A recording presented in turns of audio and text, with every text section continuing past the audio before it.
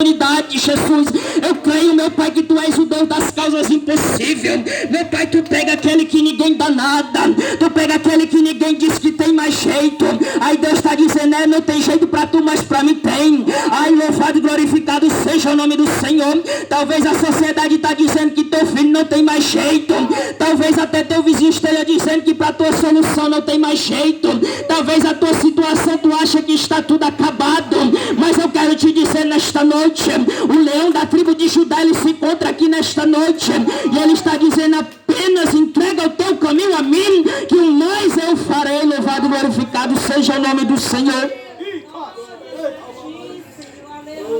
Aleluia, aleluia. Louvado seja o nome do Senhor. Muitas das vezes a gente passa por situações que a gente acha que Deus, ele nos esqueceu. Muitas das vezes é uma batalha espiritual. Muitas das vezes é uma luta na família, dentro da casa. Oh meu Deus, toda vida que eu entro dentro desta casa é uma briga. Toda vida que eu entro dentro desta casa é uma contenda. Louvado e glorificado seja o nome do Senhor. Mas Deus está te dizendo nesta noite, quero eu resolver essa causa por ti. Quero eu resolver essa peleja por ti. Mas deixa eu te dizer uma coisa, deixa eu trabalhar, deixa eu mover as águas, porque nesta noite o anjo está entrando dentro do teu lar.